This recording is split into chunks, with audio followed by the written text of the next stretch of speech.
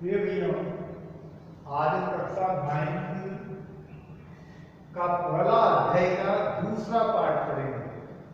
पहला पाठ था लोकतंत्र क्या। आज हम पढ़ेंगे लोकतंत्र ही क्यों। एक उदाहरण के माध्यम से समझते हैं। जो कक्षा की मैडम है वो अपने भैयाओं को लोकतंत्र क्या इसको समझाने के बाद में सवाल करती है कि आखिर लोकतंत्र ही क्यों होना चाहिए। और इसके लिए उसने क्या एग्जाम्पल किया, क्या प्रयोग किया कि सारे भैया लोकतंत्र के पक्ष और विपक्ष में तर्क वितर्क करो। क्योंकि सच्चा लोकतंत्र परिभाषा हमने पढ़ा था कि जहां तक जनता की भागीदारी नहीं होगी, जनता को बोलने का अवसर नहीं मिलेगा, अपनी बात करने का अवसर नहीं मिलेगा, वहां तक वह लोकतंत्र नहीं है। लोकतंत्र जब ही रहेगा जब प्रत्येक व्यक्ति को अपनी बात करने का, अपनी बात सरकार तक पहुंचाने का अवसर मिलता है, वही लोकतंत्र होता है। तो उसी प्रकार से कक्षा की मैम ने अपने बच्चों से कहा कि आज हमारी कक्षा में जब लोकतंत्र का पाठ पढ़ रहे हैं तो इसमें सारे भैया ऐसा नहीं कि मैं कह रही हूँ कोई सारा आपको मानना पड़ेगा, समझना पड़ेगा, मैं कहूँगी वैसा ही करना पड़ेगा। आप सबकी भागीदारी होनी चाहिए। इस विषय को लेकर उसने कहा कि लोकतंत्र ही क्यों। इसमें पहले वो भैया जो इसके विपक्ष में तर्क देना चाहते हैं, यानी कि ये चाहते हैं कि लोकतंत्र तो खराब होता है, लोकतंत्र से ये अव्यवस्थाएं होती है, तो ऐसे भैया जो इसके विपक्ष में तर्क देना चाहें तो वह तर्क दे सकते हैं।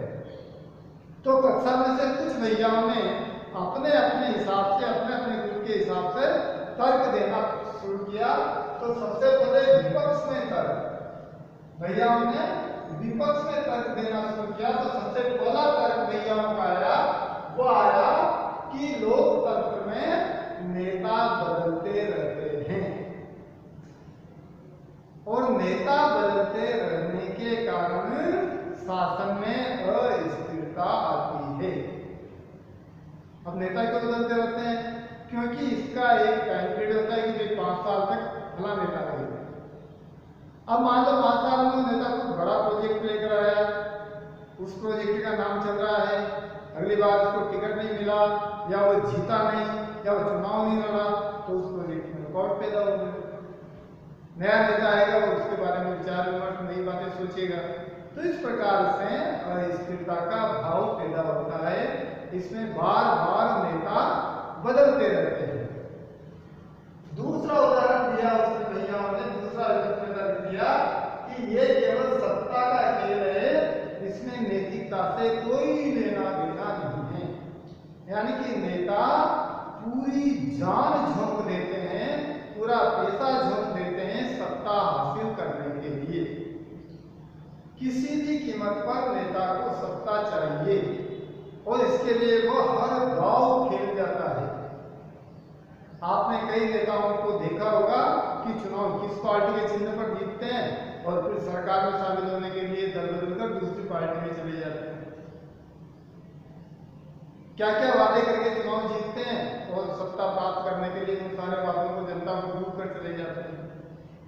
तो अधिकांश नेताओं का केवल चुनाव लड़ना मतलब सत्ता प्राप्त करना। तीसरा उदाहरण आया इसमें विपक्ष में, वो आया सबसे राय लेने के कारण हर फैसला देरी से होता है।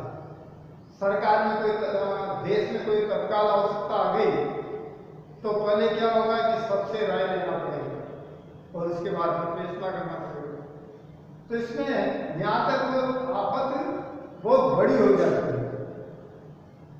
तुरंत फास्ट निर्णय लेने की इसमें गुंजाइश नहीं होती। सारे पक्ष विपक्ष सभी दल मिलकर आपसी सहमति बनाते हैं और उसके आधार पर कोई न कोई निर्णय पर पहुंचते हैं, तब जाकर वह देश के ऊपर लागू होता है। कोई भी नियम कानून बनाना है तो उससे पहले लोकसभा में बहस करवाना, फिर वहां से राज्यसभा में भेजना, फिर राष्ट्रपति के पास भेजना, तब जाकर वह कानून बनेगा या आगे। तो एक लंबी प्रक्रिया के माध्यम से फैसले होते हैं जो एक दुखदायी पहलू है।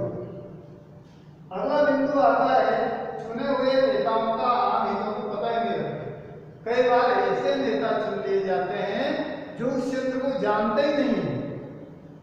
वहाँ की पब्लिक को क्या चाहिए, वहाँ के समाज को क्या चाहिए, वहाँ की जनता की क्या आवश्यकताएं हैं, उनके बारे में उनको कोई पता ही नहीं है और वो जीत कर चले जाते हैं और तत्पश्चात के फील्ड में आना भी उनका बंद हो जाता है। अंतिम आया इसमें चुनावी लड़ाई बहुत खर्च होती है। चुनाव लड़ने के लिए नेता खूब पैसा खर्च करते हैं, बड़ी बड़ी रैलियां, झंडे, बैनर, होर्डिंग, गाड़ियां, मतदाताओं को लुभाने के लिए शराब बांटना, पार्टियां चलाना, लंगर चलाना, ऐसे खूब पैसा खर्च करते हैं, करोड़ों अरबों खरबों रुपए खर्च हो जाते हैं। फिर क्या होगा कि अगर वो चुनाव जीत जाता है तो पहले अपनी जेब भरेगा, तो उसने जो सारा खर्च किया है वो सारा निकालेगा। तो चुनावी खर्च बड़ा होने के कारण भ्रष्टाचार बढ़ने की संभावना भी ज्यादा रहती है। ये सारे विपक्ष में कुछ भैयाओं ने तर्क दिए। अब नंबर आता है कि मैडम फिर कहती है कि आप पक्ष में जो बाकी भैया बचे वो पक्ष में कि लोकतंत्र क्यों अच्छा होता है, इसके पक्ष में तर्क करो। तो फिर भैया ने तर्क देना किया, जनता के प्रति शासन की जवाबदारी, मतलब जो भी सरकार निर्णय करती है वह जनता के हित को ध्यान में रखकर करती है, जनता के लिए करती है। भले से उसमें उसका कमीशन हो, कुछ भी हो, लेकिन सरकार ने रोड बनाया है, निश्चित तौर पर उस पर जनता चलेगी। सरकार ने कोई स्कीम लाई है, उसका फायदा जनता को मिलेगा। स्कूल, कॉलेज, अस्पताल बनाया है, उसका फायदा जनता को मिलेगा। मतलब हर विकास का फायदा जनता को मिलेगा, क्योंकि सरकार को ये पता होता है कि यदि मैंने जनता के हित में कोई काम नहीं किया तो अगली बार जनता मुझे वोट नहीं देगी और मुझे सत्ता गंवानी पड़ेगी। तो जनता के डर की वजह से हर फैसला जनता के हित में करने का प्रयास किया जाता है। दूसरा आता है सभी से विचार के बाद निर्णय से बेहतर निर्णय की संभावना। मान लो एक व्यक्ति कोई निर्णय करता है तो उसका निर्णय बुरा भी हो सकता है, तो फिर क्या होता है कि भली से निर्णय देरी से होता है, थोड़ा लंबा खिंचता है, लेकिन यदि उस पर पर्याप्त विचार कर लिया जाता है, सबसे चर्चाएं कर ली जाती है और सारी चर्चाओं का फिर सारांश निकाला जाता है, निचोड़ निकाला जाता है, तो निश्चित तौर पर वह निर्णय अच्छा होता है, सुलभ होता है, जनता के हित में होता है। तो ये कहा कि बेहतर निर्णय की संभावना बनती है। तीसरा बिंदु आता है ये मतभेद और टकराव को संभालता है। राजनीति में जब चुनाव होते हैं तो इतनी कड़वाहट पैदा हो जाती है, इतने मतभेद पैदा हो जाते हैं, ऐसा लगता है लोगों को कि अगर मैंने जिसको वोट नहीं दिया वो जीत गया तो मेरा अत्यधिक नुकसान कर देगा, मुझे बहुत ज्यादा नुकसान पहुंचाने का प्रयास करेगा। लेकिन जो भी व्यक्ति जीतता है वो सबका हो जाता है, वह फिर उस क्षेत्र का सांसद कहलाता है, एमएलए कहलाता है, सरपंच कहलाता है, प्रधान कहलाता है, जिला प्रमुख कहलाता है, वार्ड पार्षद कहलाता है, वो उस क्षेत्र विशेष का होता है, वो फिर पार्टी का नहीं रहता है। तो वो सारी जनता के हित में निर्णय लेता है, ध्यान देता है। अगला बिंदु आता है नागरिकों का सम्मान बढ़ता है।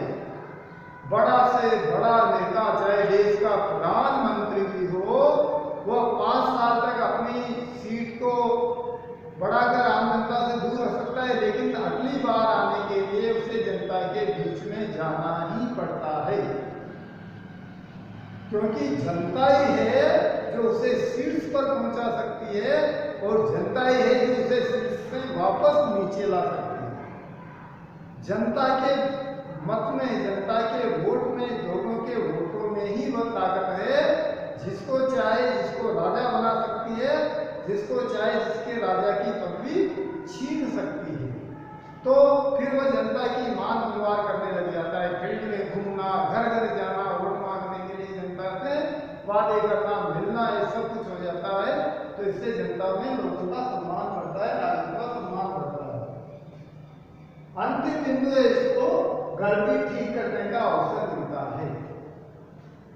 मान लो राजा है, राजा ने उसके बेटा जो पागल है, निकम्मा है, उसको राजा बना दिया, उत्तराधिकारी बना दिया, तो जनता क्या कर लेगी? इससे बदल नहीं सकती है। जबकि यहाँ लोकतंत्र में यदि हमसे गलती हो गई, हमने बुरे व्यक्ति को मतदान कर दिया, बुरा व्यक्ति चुनकर भेज दिया, जिसने जनता का कोई ख्याल नहीं रखा, जनता के लिए कोई काम नहीं किया, वह निरंकुश था, अपराधी था, कुछ भी था, हमसे गलती हो गई, हमने उसे जिताकर भेज दिया, हम बहकावे में आ गए, हमने उसे जिताकर भेज दिया, तो हमारे पास अवसर है कि अगले 5 वर्ष बाद उसको उस क्षेत्र से निकाला जा सकता है, मतदान से वंचित किया जा सकता है और उसे फिर अगली बार नहीं जिताया जा सकता। ये लोकतंत्री है जिसमें व्यक्ति को बदलने की पूरी संभावना, पूरी छूट जनता के हाथ में होती है। यदि वह व्यक्ति जनता के लिए कायदे, जनता के लिए खरा नहीं उतरता है तो जनता उस व्यक्ति को बदल सकती है। जनता से जो गलती हो गई उसे वह सुधार सकती है। तो लोकतंत्र एक ऐसा माध्यम है जिससे सत्ता को बदला जा सकता है, चुनाव लड़ने वाले व्यक्तियों को बदला जा सकता है। तो इस प्रकार से मैडम ने पक्ष और विपक्ष में निर्णय भैयाओं को देने के बाद में फिर निष्कर्ष यह निकाला कि लोकतंत्र इसलिए ही उपयुक्त है कि लोकतंत्र में जनता की भागीदारी होती है, राजा निरंकुश नहीं हो सकता, उसका हर निर्णय जनता के लाभ के लिए होता है, जनता के लिए होता है। इसीलिए लोकतंत्री शासन को कहा जाता है कि लोकतंत्र का शासन जनता के द्वारा जनता के लिए किया जाने वाला शासन है। जनता द्वारा ही सरकार बनाई जाती है, वह सरकार जनता के लिए ही काम करती है और जनता से ही सारा सब कुछ होता है। इसलिए लोकतंत्र सबसे उपयुक्त शासन प्रणाली है। इतनी कमियां होने के बावजूद भी लोकतंत्र उपयुक्त शासन प्रणाली इसलिए है क्योंकि यहाँ पर जनता का हित सर्वोपरि होता है। तो इसलिए लोकतंत्र को अपनाना चाहिए। हमारे देश में एक अच्छा लोकतंत्र है जिसके माध्यम से गांव की सरकार से लेकर देश की सरकार तक बनती है, काम करती है, नहीं करती है तो बदलती रहती है। इस प्रकार से लोकतंत्र एक अच्छी व्यवस्था है। इस अध्याय में हमने ये सारी बातें सीखी है। जय हिंद।